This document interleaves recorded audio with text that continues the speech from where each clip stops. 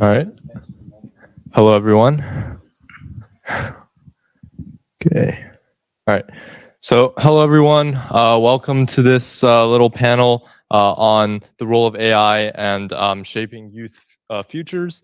I'm Roy Yu. I'm a high school student in 10th grade, and I worked a lot with technology and AI. I'm joined here with Jason, a rising freshman at the University of Pennsylvania, just graduating this year of high school. And yeah, so together we use AI in a lot of our work. So we just want to basically expand our knowledge and expertise on the subject so that people can get a better idea of what AI is. And it's not like a big, bad, scary thing. And also how we as youth can then use it to help create our future. Because I think we need to be very comfortable with this, like almost like computers and whatever. We need to be really have it nailed down because it's going to be something that we're going to be building our future off of. So here's how our panel is going to work in the next hour and a half. What we're going to do is we're going to start with a little activity, give an overview of artificial intelligence through history, and spark some modern day uses and examples in our panel. We'll also discuss AI ethics, which is a field that I feel like is not addressed well enough. A lot of the times people gloss over it. They just think about like all like the fun things, cool things, and whatever is done with AI, but they fail to acknowledge the ethical limitations and also where they should really stop. So then we'll open the floor for discussions, and really that'll take honestly the bulk majority of the time because we only have so much to discuss as on the background, but we want you guys to impart your own perspectives and knowledge about AI, and hopefully we, and I mean everyone here, including ourselves as like the techie people, can take away from this panel and get something new out of artificial intelligence. Yeah, so I'm sure that many of you guys have heard of ChatGPT. I don't know. And you may know that ChatGPT is quite good at responding to almost any prompt that you give it. So the creation of your prompt is called prompt engineering. And it's actually very important because depending on how you phrase the prompt, you might get different results. So actually, for this, let's conduct a quick little exercise. So if people can pull out their phones or laptops, uh, and we'll do a quick kind of prompt engineering exercise where I'm going to challenge you to ask ChatGPT to write a short little paragraph on any Latin American dish in Spanish. So that's your challenge. Fun fact, this is his homework. He didn't do it, and you guys are doing it for him. Anyways, I'm just kidding. But yeah, go ahead. So get started on the activity, please. And yeah, sorry. Yeah, short essay on Latin American dishes. And for those in the chat, just type whatever GPT gives you back in the chat, and we can have a few sample of them.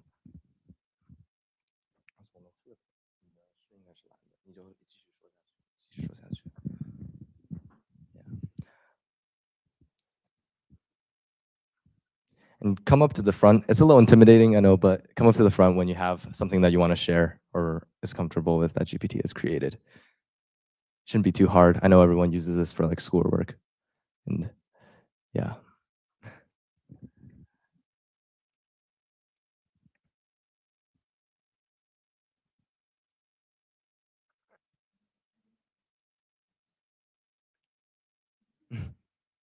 Anyone got anything yet on their laptops, phones, chat, live chat? Yeah, sure.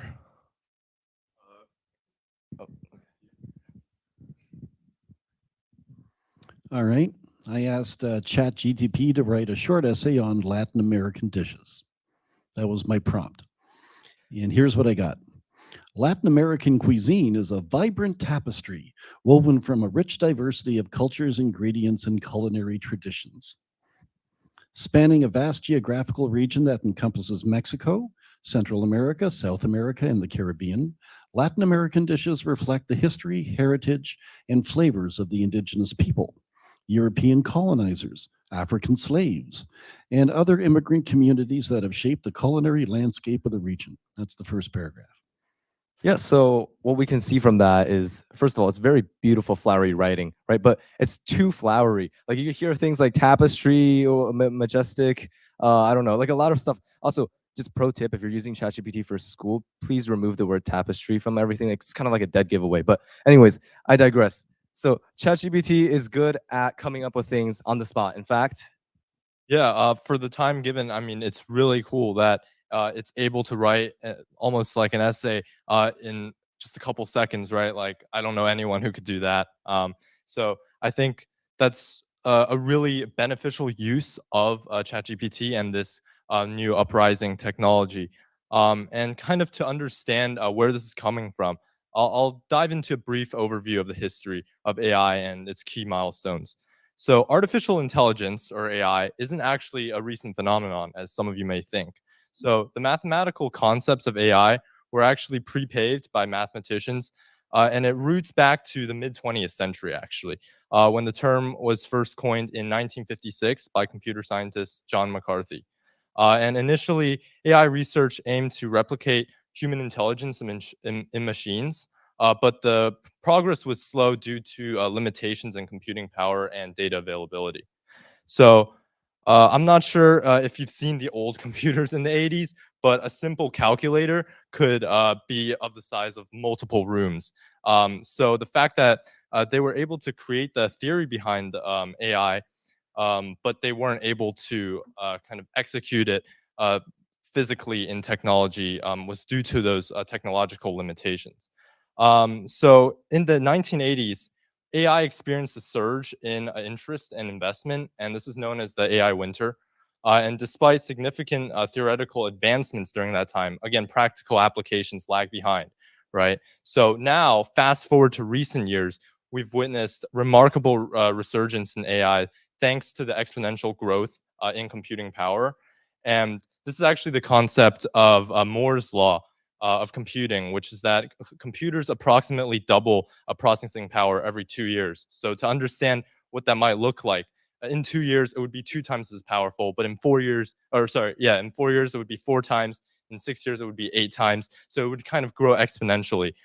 So it's that kind of exponential growth in technology that allows AI technology to become practically exercised like it is right now.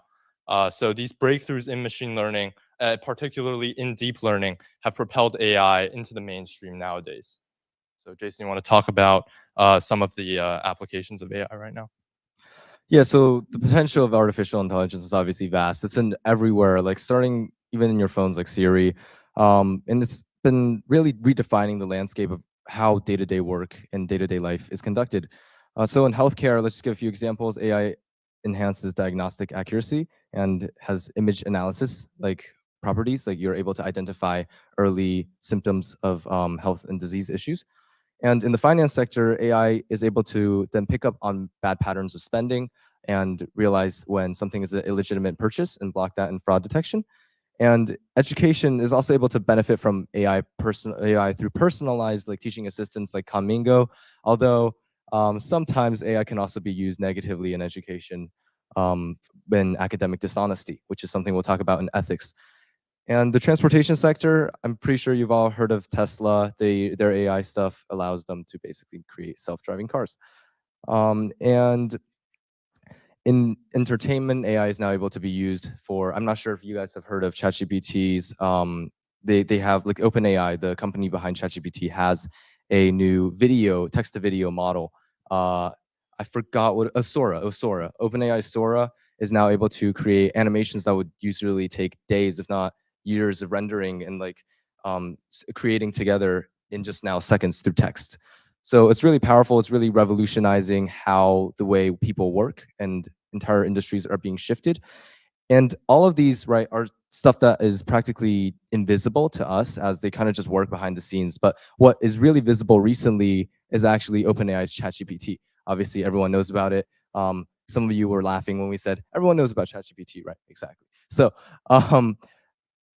GPT, before we get any further, GPT itself, right? What is this like giant buzzword? It stands for Generative Pre-trained Transformer Models, and essentially takes in a bunch of text and then converts it to what computers can read, and then using the data that trains that the model is trained on, creates creates some other computer language, and then it gets converted back to human text for the human reader to read.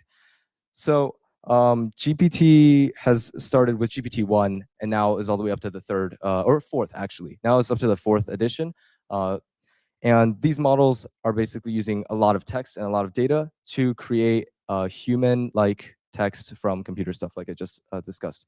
And the beauty of ChatGPT is that it made a platform for users to engage with the artificial intelligence like it is just like an everyday friend. Like you're talking to them, it's a very familiar user interaction type of process. And that is really what makes ChatGPT quite useful, is that you can pull it out of your phone and just have a friend who literally is the internet and reply back to you on any question that you may have. Yeah, so there are clearly a lot of different applications that artificial intelligence has. I mean, there's been such a tremendous impact it has had on so many of the sectors, as Jason has mentioned earlier. But along with these advancements, there are several ethical concerns that have emerged that do really require careful consideration and addressing as we move forward.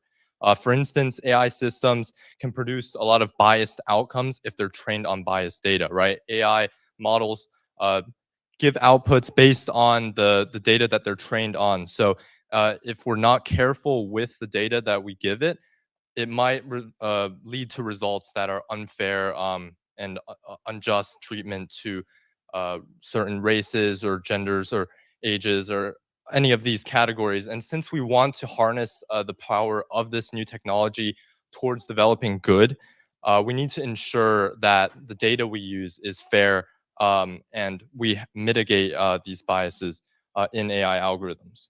And additionally, since AI is so complex, it almost holds a sort of black box nature, making the decision making process very opaque. So a lot of us don't understand what's actually happening behind the scenes, right?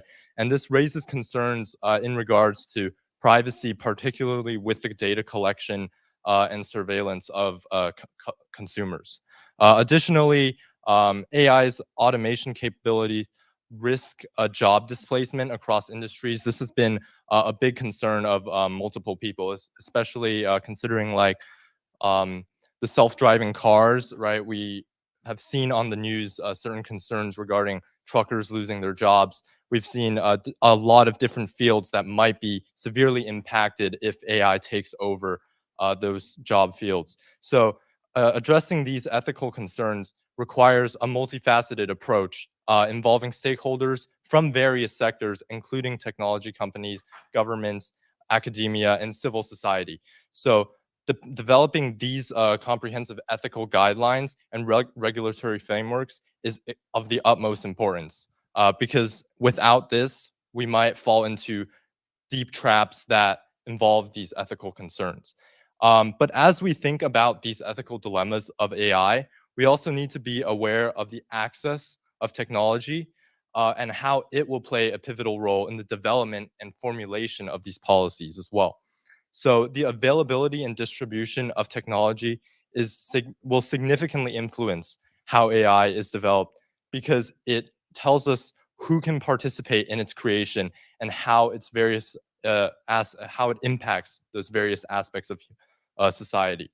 So ultimately, we need all individuals from around the globe to engage with this novel technology and to speak up on their concerns and their ideas to resolve these issues. But if we don't have proper access to AI technology in certain parts of the world, let alone basic forms of technology like electricity, how will those individuals be able to share their perspectives?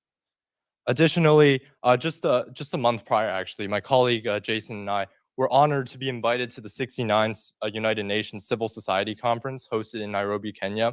And there were a lot of impactful discussions there. But one thing that particularly resonated with us was the idea that, especially in the global south, individuals aren't able to access these basic forms of technology. And if the global north continues to move forward without actively incorporating and including the global south, then these certain countries will be stuck in a constant state of catching up. So how would those individual voices be heard if they aren't actually on the front line of policymaking?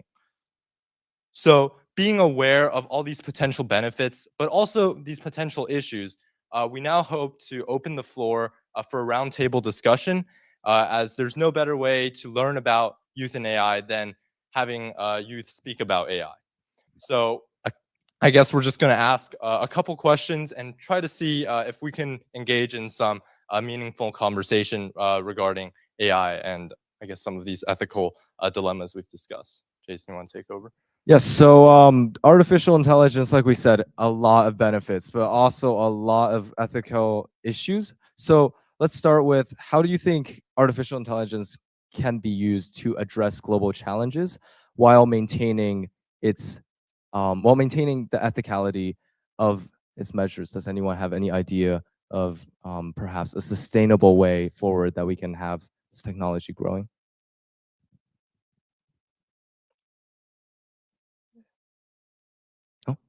Go ahead. Would you like to come up to the podium? And yeah, because that way the online people could hear you better. Yeah, I think it's better if they come up. Yeah.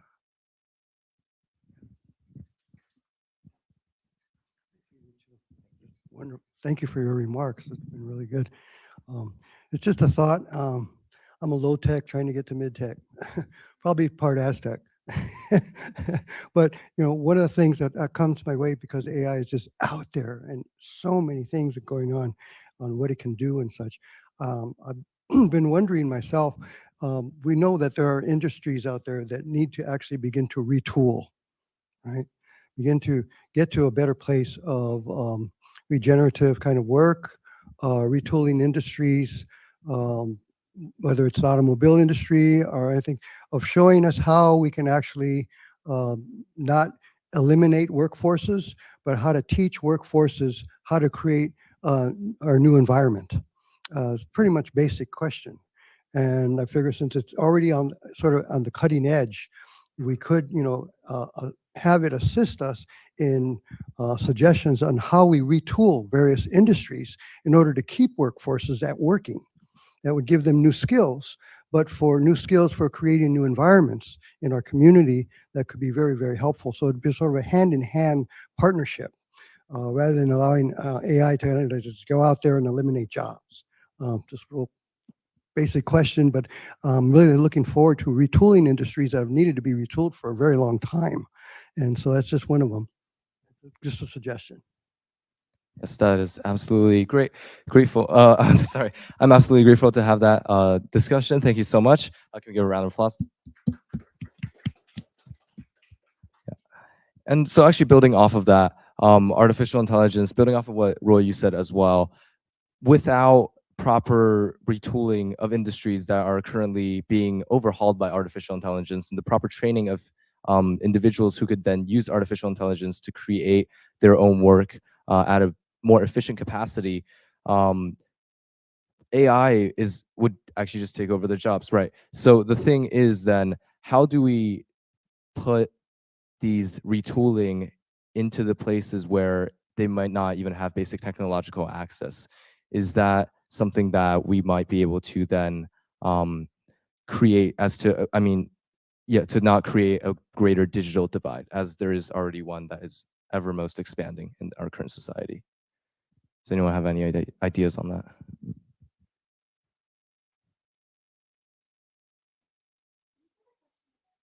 Yeah, so artificial intelligence, right? It's like looking like it's going to take over a lot of jobs if we don't train the people to use it properly so that they can further their own careers with this tool rather than have it replace them. The thing is, in those countries that currently do not even have internet access and electricity access, how are they going to be able to catch up? Do you guys have any ideas of like maybe perhaps a way? Because I mean, these are questions we're coming up with honestly, like on the spot. We want to make this an engaging discussion. We don't have answers to these questions. We want us obviously here to figure something out and take something away from this panel that we can all learn about artificial intelligence. So just spread your ideas. Nothing is wrong. There's no one judging. It's a safe space.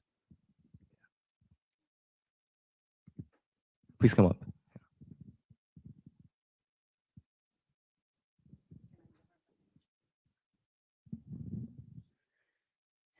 Yes, hello. I don't have the answer, but I would like to just flip the coin a little on how we think about AI.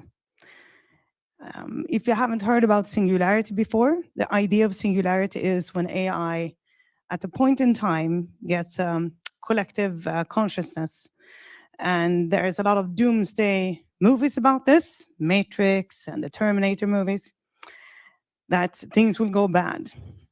But we don't really know that. And right now we're focusing a lot also about will AI take our jobs? Will it be bad for the people? But I would also like to flip the switch about and turning it to the planet. What if AI as a collective consciousness would be better at taking care of this planet than we are as humanity today? Because we're not doing a very good job, to be honest. There's wars in several places in the world, and it has been for many years. And I don't have to mention all the wars going on right now that are horrible. And we're not taking care of the nature. And what if AI would be better at this? And maybe we are not the biggest concern. Maybe we should think about the planet instead of the human race at foremost. And I know, of course, I want to survive, and I want my children to survive, and I want humanity, but is that really, we have the power now as the human race is in charge of planet Earth. The 6 billion people we are dominant, but is that really the way it should be? I'm sorry, I have a lot of questions and I don't have the answers. I just want to raise these, or rather elevate the discussion to be bigger than just will it take our jobs? Thank you. Thank you. Yeah, that's very insightful. Yeah, like you said, no one really has the answers to these questions. They're very profound, but it's just something that we hope that from this panel you guys could take away with, and like maybe, who knows, one of the days you all here are change makers, right? So one of the days when you're sitting, I don't know, at the United Nations or something like that, you can think back on a conversation maybe that started here, but then expanded further within your own communities, and come up with a solution then. So we're just planting seeds of inspiration here. But we have a question also from the board. So asks, do you think AI is a challenge for towards minimizing potential of people who are thinking critically and implementing ideas using human intelligence? Does anyone want to chime in on that?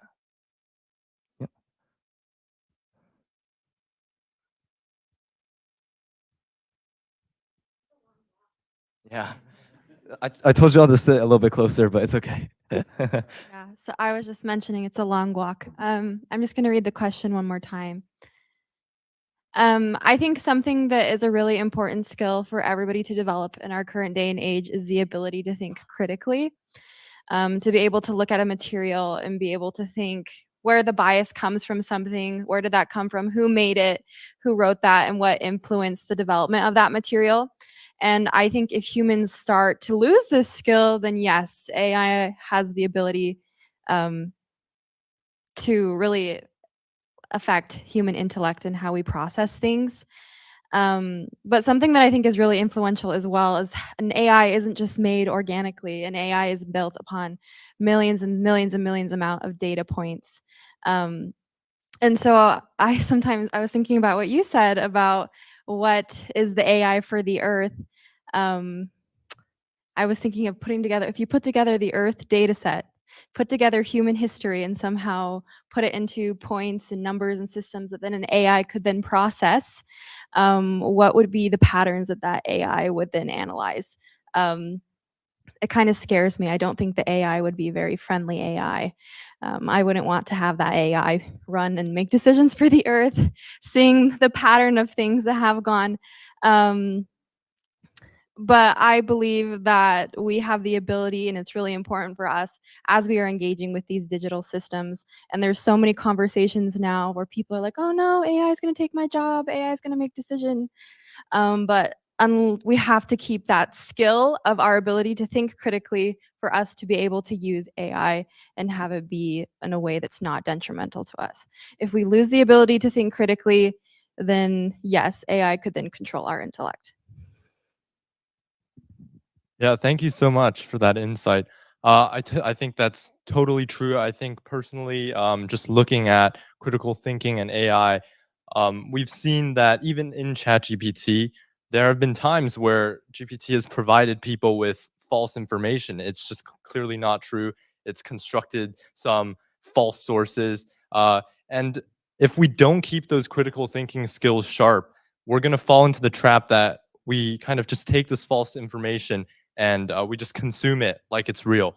And this can fall into those traps of perhaps if the data is not well constructed, or if the AI starts promoting certain initiatives that aren't beneficial for the greater scheme of humanity, then people will start falling into those traps, right? Thinking that maybe certain groups of people are not as good as others, and that's not what we want AI to be promoting. So we need to be aware of how AI is giving us information, and we need to keep those critical thinking skills sharp as we move forward. So, and actually another thing that I think was really interesting, which was that let's not just solely focus on ourselves and our jobs, right? Let's focus on how we could use AI to harness this technology towards benefiting the world and the earth in general, right? And I think there was a comment earlier, I don't know if it's on the board anymore, but someone requested that how are some of the ways that we can use this AI technology to directly address sustainability and the SDGs. So does anyone have any input on that? Actually, even before the SDGs, there's some comments I'd probably like to read from the chat. They've also been together with us on this roundtable discussion virtually. So someone says that AI can help us do more, but also relying on it too much may make it less likely for us to develop our thinking skills, which is basically what Roy, you recapped as well. And also AI will not replace human intelligence, but will help us to do things without any error. Actually, commenting on that, it's not going to be any error, but it could definitely reduce the error better than to the point that it will be better than a human performing those tasks. Because artificial intelligence will never be 100% perfect. That's just a fact of computing. And yeah, so sorry, back to the SDG question. I just wanted to highlight a few responses from the chat. Yeah, sure.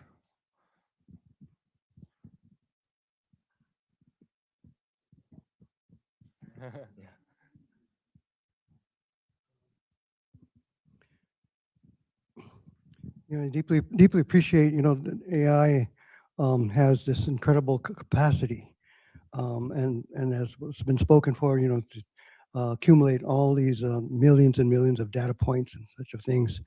But I'm just wondering, the question for me rises that, as human beings, we operate also with our own sort of AI, but our AI also includes, an unseen force that lies within us as well. The synapses and the neurons, that we are able and have the capacity to grow in new knowledge, new things. And I speak on behalf of one of my teachers, with Dr. Joe Dispenza. I've taken a workshop from him. He's part of my life, along with indigenous ceremonies as well. But there's something that that human characteristics, intuition, gut feeling, the ability to dream the impossible and make it come true. That ability to be able to trust in knowing that there are things that we can accomplish that people generally would say on a regular basis, that can't be done. And yet, when a small group of people get focused on critical thinking and resources, and sometimes a lack of resources, they still accomplish the impossible. And I'm just wondering, how do we curb that? Because AI doesn't have that capacity, or is the evolution of AI going to evolve into that place where it does? And that's when it maybe becomes a factor that we really need to consider about our own species continuing, because there are those things that are occurring. I've heard from a friend of mine who does, that in another part of the world, there were AI robots that were created. And of course, a lot of governments use a lot of new technology to create weapons, foremost. And in their test results of with these AI robots who ended up firing at these targets, the people were very pleased about it, but then the robots turned around and shot and killed all of them. Those things are occurring, and yet they're not being posted. But it gives us, much more than food for thought about how we learn to live with AI, and or does AI then begin to dictate how we live?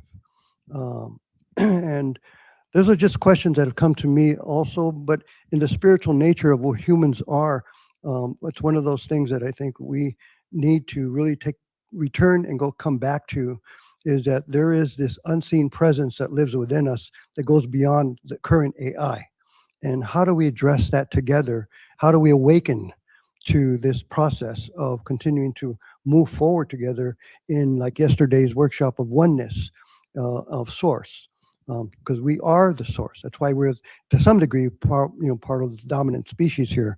And yet we were never meant to be the dominant species, according to our indigenous teachings. And that I know, and that I not only know it, I walk it.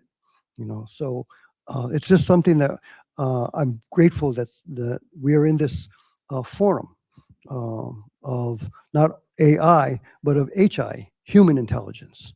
Oh. All right, thank you so much. Yeah, that's amazing. So, oh, yes, please. It's quite a long walk, isn't it? I'm used to walking. Okay, I'm Murali. I want to share a bit about AI regarding this. I concur with elders regarding this AI things. Of course, when it started, we got to know that, like what Jason and team mentioned, that when you put in data, if the data is biased, then you get a biased results, right? So if you're talking about ethical AI, now the ethics is not in the AI. The ethics are the people who are actually giving input to the AI. So all of us who are using the internet every day, we are feeding in, we are sending emails, WhatsApp, Twitter, we are doing chatting, we are sharing our experiences, putting information in the net. As long as we are putting information in the net, this information is the data for the AI. Now, this data will be used as the base form of ethics for the AI. So the way the AI decides is based on this data. Now, if I want to make the AI ethical, then the first thing that I need to do is to transform myself. So I personally feel that all of us collectively have to feed in this more humanistic, more ethical data into the system, into the net. Because one thing that we know, that AI doesn't have this humanity factor, right? Humanity factor. And it doesn't have its own ethics. Okay.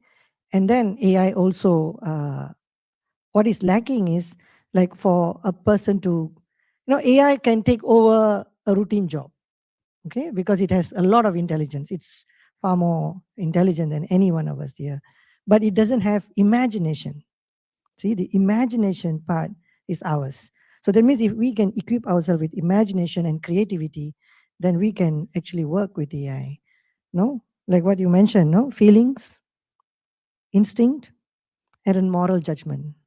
This is something that we can question AI, which they may not you have fully, or it is biased. So this is something that we really need to look into. So I personally feel is that we need to pay a lot of attention on ourselves. That means I must bring in a lot of values into my life. That means the current generation and the future generation values, human values must be the prime education, so that whatever they do, even whatever way they use the AI, they can actually feed in this valuable or with human value data. So then this collective data from all the human beings will be the deciding factor of how the AI is going to operate ethically. If whatever decision is going to make, even if it's going to take over the world, if it has a lot of ethics, then we are not worried about it, right? Yeah. Even if if it has a lot of ability, it will understand that human values are more important. humans are more important, so that I should not do something to take over their job. I should create something that to tell them that what you should do to survive in the current technological era. So I personally feel that human values are the highest form of education that we need to embark on and we need to emphasize on, so that whatever data we feed to the AI will become ethical. Okay, right. Thank you. Thank you very much for those very touching remarks.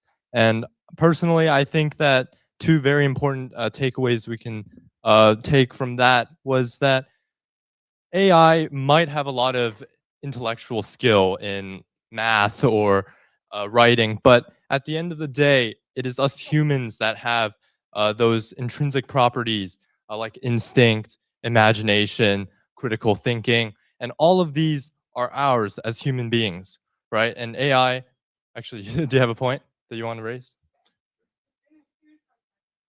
Oh, okay. No, I was just saying that those properties are ours, and it's important that we be aware and we continue striving and using these properties so that we can keep AI in a beneficial and useful way for the world. If you want to talk briefly, we're almost out of time. So.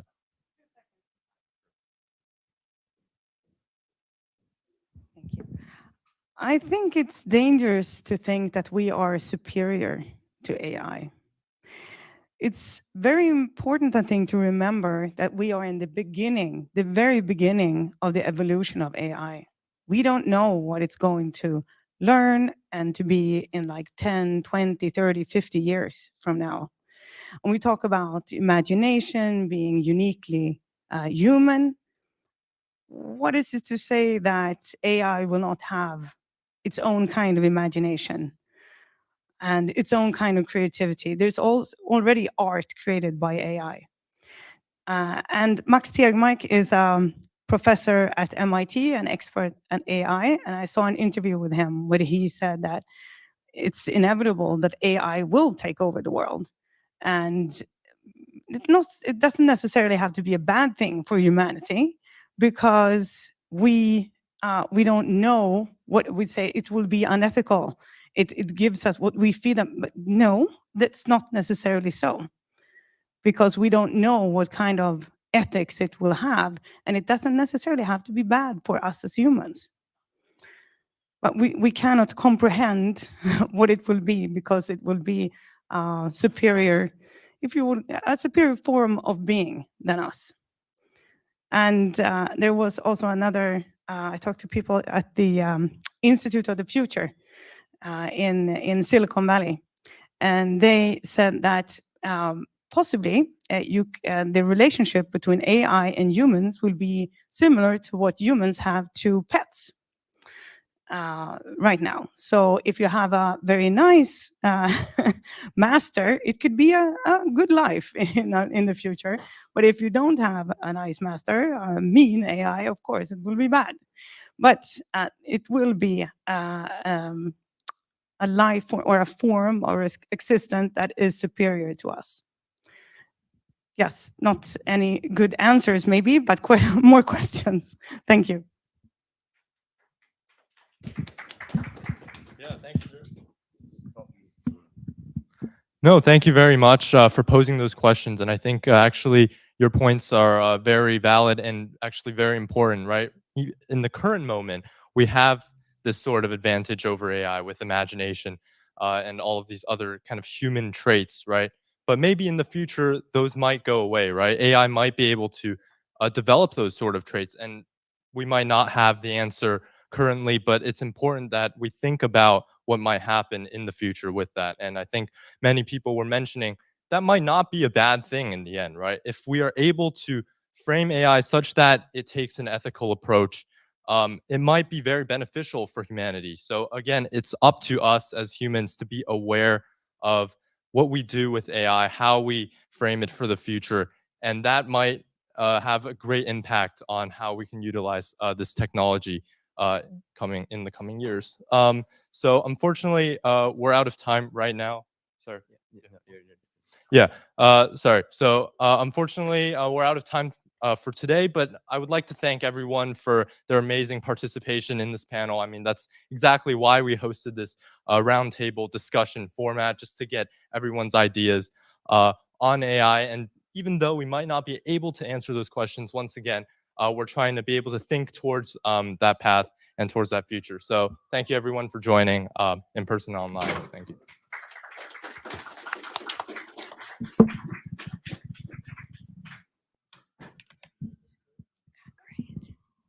Okay, so we're going to take a tiny break, about 5 minutes, and then we have another session starting in this room, probably 5 minutes from now.